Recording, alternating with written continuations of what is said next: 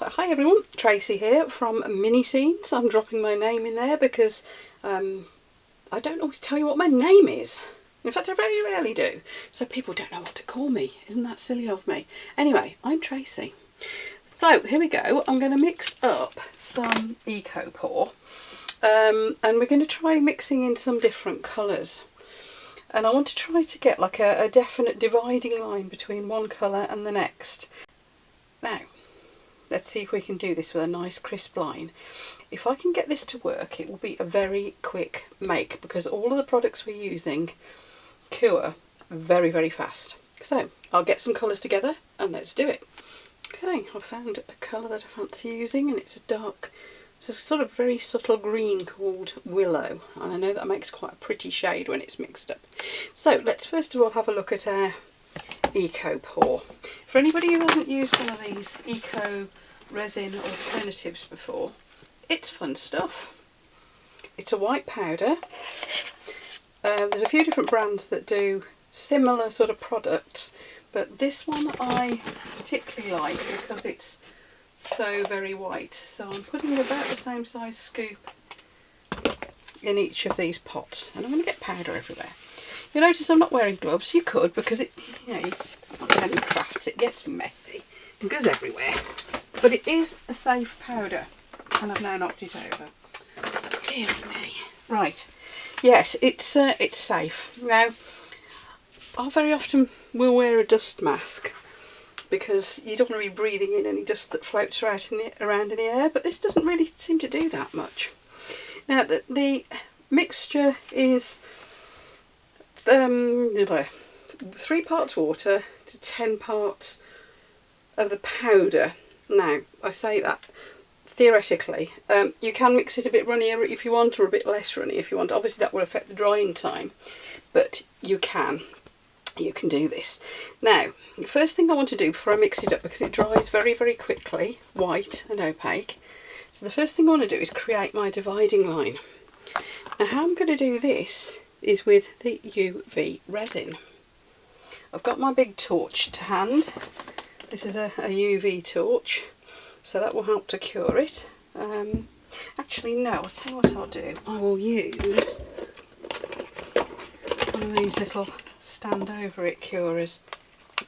So this is just a little UV lamp. You can do that. That might be even easier. Now, UV resin. Let's have a look at that. I'm going to need quite a lot here because, actually, no, I won't mix it in there. Yes, I'm making it up as I go along again, because I think what I'm going to do is go across the surface like that, and we'll put our gilding flakes on with it actually on the surface.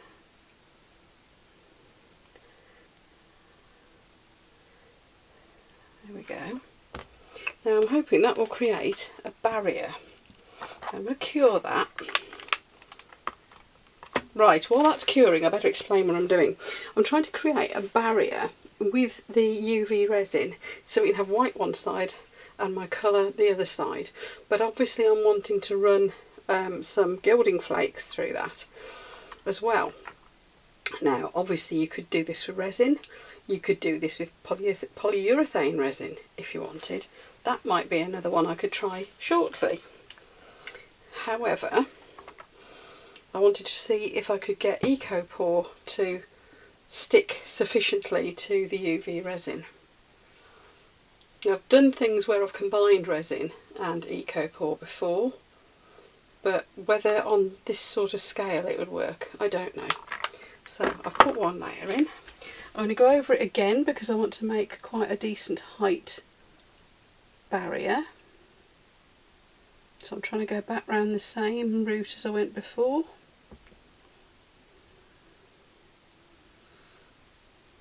I'm making a wall basically. Now this UV resin is reasonably viscous, so it might just all dribble and run everywhere, I don't know. We'll see. And the powder I might just need to mix up very small amounts. Excuse me while I'm talking to myself, you're probably wondering what the hell is she doing? This This is one of those where I'm not entirely sure myself. I came upstairs with an idea and it's kind of evolving. Now, I'm going off the idea of the gilding flakes as well because I know they'll just stick to the mould. I'm thinking maybe a glitter instead. What we got? Go with this one. This is some random sort of rose gold colour that I've had for ages. I could do with using up. That's curing nicely, but it is going sticky, which is what I wanted. Now we're going to use a brush to put this on so that it doesn't go kind of everywhere. This could be a bit of an impossible task, but we'll see. So I'm going to try to get the glitter just onto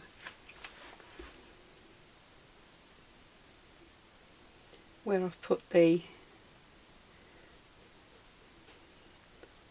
resin. Now I should be able to wipe it off everywhere else. I've left the resin just slightly tacky. It could have, you know, if you were curing it properly because you were making jewellery or something, you would want to cure it for longer than I just did. I only put it under for a minute.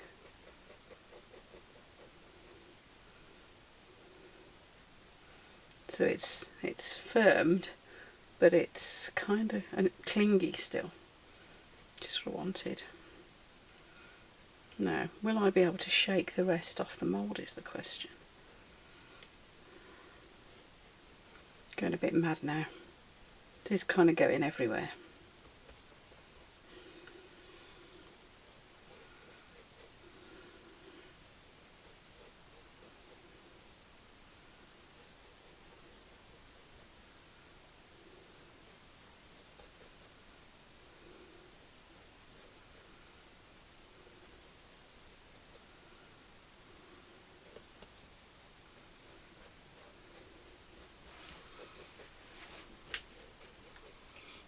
Right, let's see if we can shake this off and see if it comes off the mould. This isn't an overly sticky mould, so I'm hoping the glitter will just come off. This is where we make a glittery mess.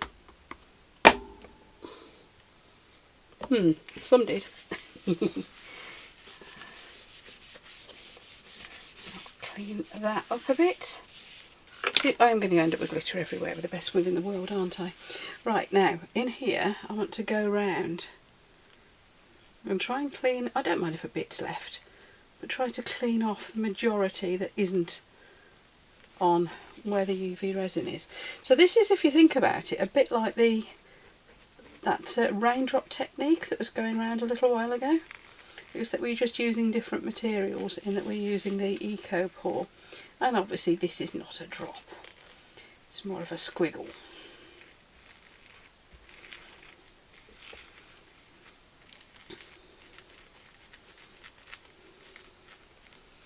We're kind of making a permanent inlay, more or less, aren't we?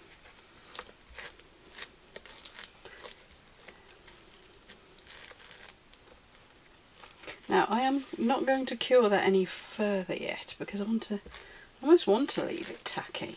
Now, I'm not minding if a bit of the glitter is stray still, not where I originally put it, because I think that is near enough and it might give it a kind of a weird organic look to it.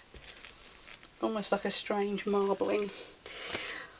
Right, now what we're going to want to do is to try to get this stuff mixed quite thickly. And the reason for that is I want to be quite sure of where I pour it. So actually, let's put a bit in each cup. Just go a little bit at a time. Let's do the white where I want it first. And this is what I mean about the ratios not having to be absolutely accurate. I want this quite thick. Is that thick enough is the question. Still quite runny. I'll put a little bit more. I certainly never measure this, I just mix it until it's about the consistency that I want, and it just works. It's very forgiving. It dries almost like a ceramic finish, I suppose you could say. Let's go in here.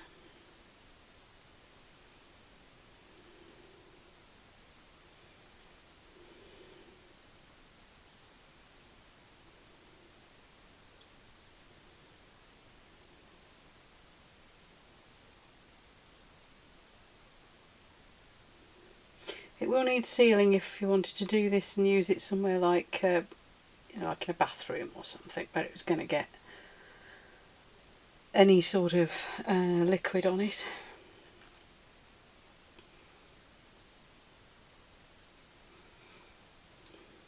I have got some sealant on order, because just for you online who I get this from, the EcoPore from, have just brought out a sealer, which I am so chuffed about.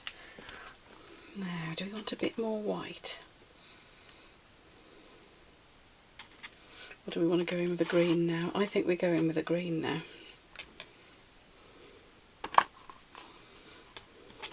Probably don't need both these big pots, do we, until it comes to covering the back. Actually, the back's going to take quite a bit, isn't it?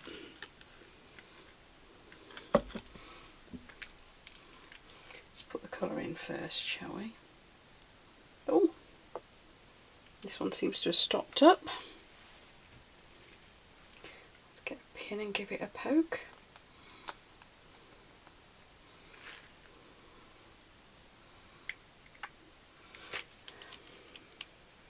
Colours are from Homeware Designs, by the way. You can use Jesmonite colouring if you've got Jesmonite stuff as well. Oh, that's gone a really quite a dark green. That was a lot darker than I thought it was going to go. Rather nice, isn't it? Anyway, I think I need to mix up more than that anyway. So that will lighten it.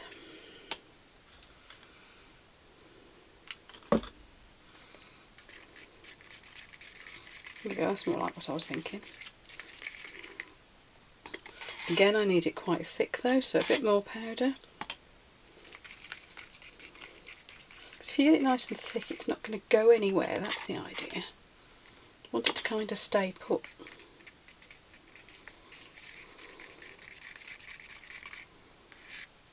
And that's part of what I like about using this EcoPore, because you can do this. It's not like the water isn't a catalyst. The catalyst is in the stuff itself.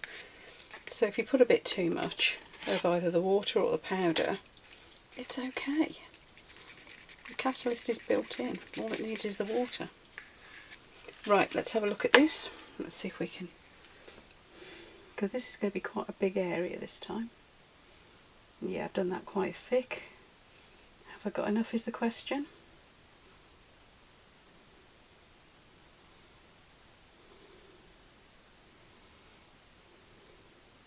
I think so, to do that area. We will be putting a backing on this, by the way. Probably just in white.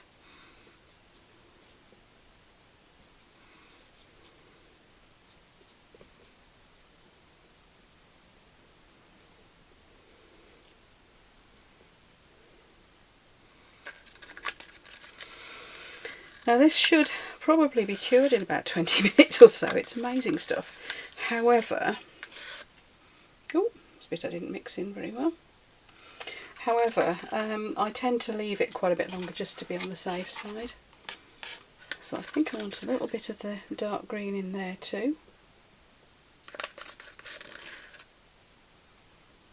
And you know what? I think I'm going to mix a lighter green to go around the rest of it. But first of all, I'm just going to tap this a bit. That'll help it to level, because if you mix it quite thick, it doesn't necessarily self-level terribly well. And I'm doing that because I want to make sure there's no bubbles in there. That's pretty, isn't it? Make sure I've mixed it properly this time. Can't believe I'd still got a lump in it. Probably should be using a smaller stirrer as it's in a tiny little pot.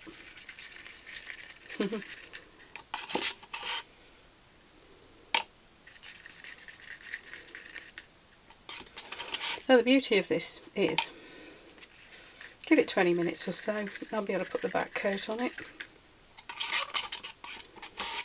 And I have got to decide what colour to do that, because you're going to be able to see it through that gold, aren't you?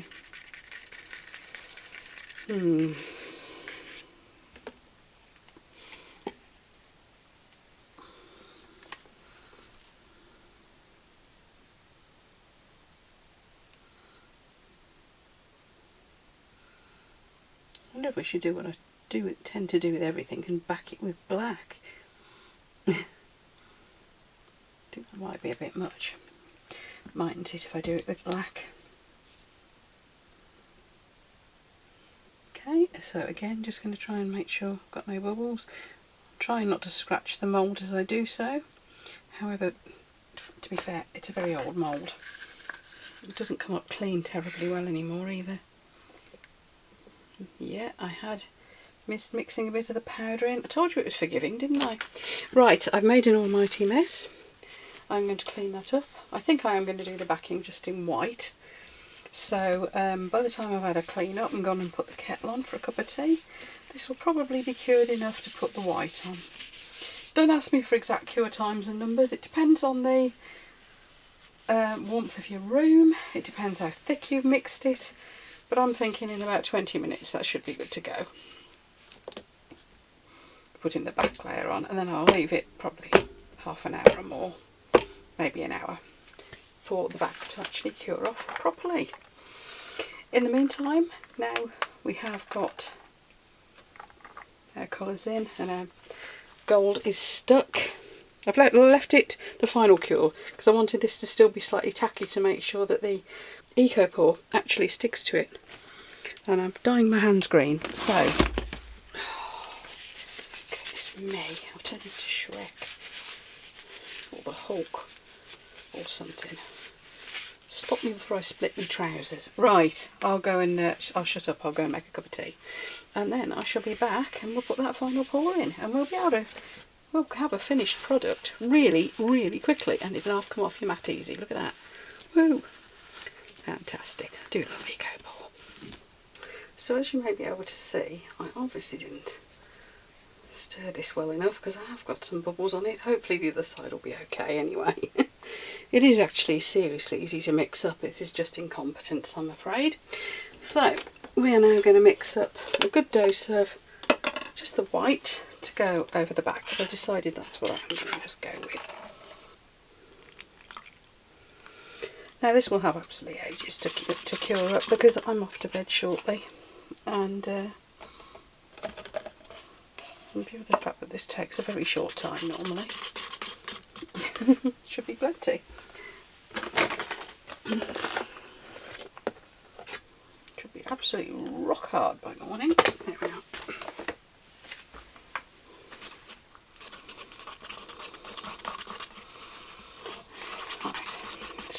Thorough and stirring this time, because it would be nice to get a nice smooth bottom, because you want a smooth bottom, don't you? I have actually got some of those silicone whisks. I've seen Claire's Crafty Corner using those for when she does Jester Night. And I have got some, so I really should, shouldn't I? But that's just nice and creamy now, so let's see how that goes. If it's enough. Interesting, it's picking up a bit of colour off the green down that end. I think I will mix up a bit more because I do want to bring it right up to the surface. But other than that, we're kind of done. So if you think about it, what have we done here? It took about 20 minutes for the Eco Pour to cure, the first layer. And we had some UV resin, which is obviously ridiculously fast. Another layer of Eco Pour. Job's a good one. Certainly not like waiting several hours for resin and then having to wait overnight, you know, for it between pours and all that sort of malarkey. Although of course PU resin would fill that need too. There are quicker cure resins out there now. The 2-hour demold one I use sometimes is really good. So I think this is a bit of fun. And I quite like the idea of the different textures of the resin and the Eco Pour together. Now I'm hoping by the time I demold this in the morning, I could get up in an hour and do it, I suppose, but I'm not. But by the time I demold this in the morning, I'm hoping my sealant stuff will have come, because then I can try that as well. It's a liquid that you just rub on and rub off, I think. I've got a wax I could use instead anyway, but it'd be nice to try the new sealant. Right then, we shall see you in the morning. Night night everyone. Sleep tight if you're watching this at night. Right, this has had more than enough time to cure. It's first thing next morning, in fact. Even resin would have cured by now. But this stuff is, as I say, quick. Probably half an hour or so would have been enough.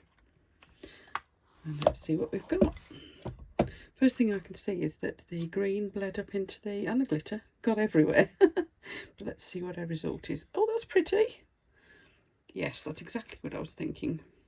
Now, where the resin is, it looks like a river running through it. And some of that glitter that's spilt out, that's sort of cured. Well, it's stuck into the surface. Eco-pore, jasmonite and all those sort of things don't... Glitter doesn't necessarily stick to it, because it's not a sticky product. But it kind of gets gripped into the surface, so you can get a certain amount will stick. But yes, I've got the strange river effect that I wanted here. So, as soon as I'm just waiting for the postman to come and bring me my sealing stuff, and then I'll show you how that works. But yeah, so far I'm really pleased with that.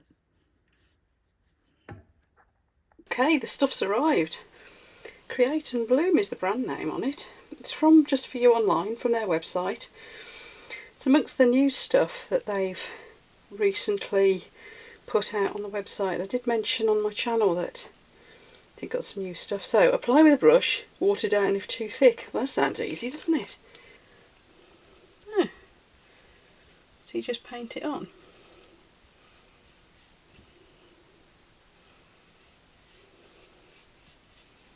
Well, that looks easy, doesn't it?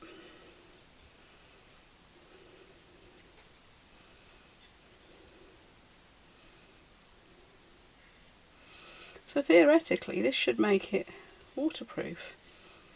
Now what I'm liking about this as well is that I looked up the sealant that you can buy for jasmonite, and it appears to only come in whacking great big tubs, which is a pity because I'd imagine it's the same sort of thing. I don't know, it may or may not be.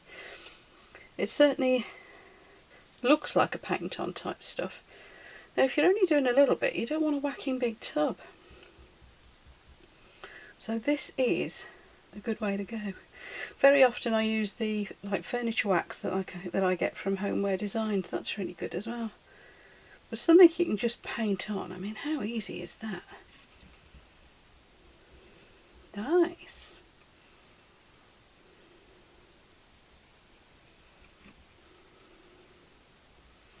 Right, I'm going to carry on. We'll do around the sides and we'll do the bottom. Why not go all over?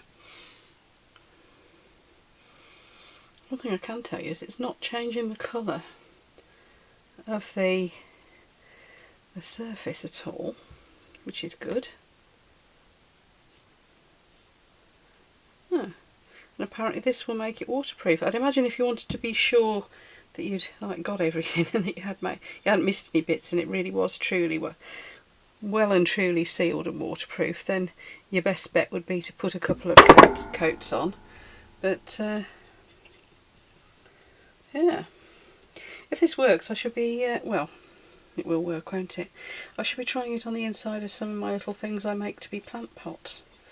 Because I've tried varnishing, I've tried waxing, I've tried all sorts on those, but moisture still gets into the pot. So I should be trying this. I shall report back on that as well. But so far, in terms of ease of use, getting this brush wasn't as clean as it might have been by the look of it. Yeah, in terms of ease of use, it couldn't be much easier than that, could it? So I'm going to stand it on something and have a clean up. Probably balance it on top of one of my little pots for now. And we'll have a look at what the finish is like shortly. As you can see, there is a nice sheen to the surface. I think I probably should have diluted it because there are also very faint lines through it where the brush strokes were. But all in all, I'm quite impressed with this stuff. I'll do a proper review of that sealant in a video coming soon. Anyway, if you've liked this video, do give me a thumbs up, and you know where the button is to subscribe. I'd really appreciate it. See you for the next one. Bye.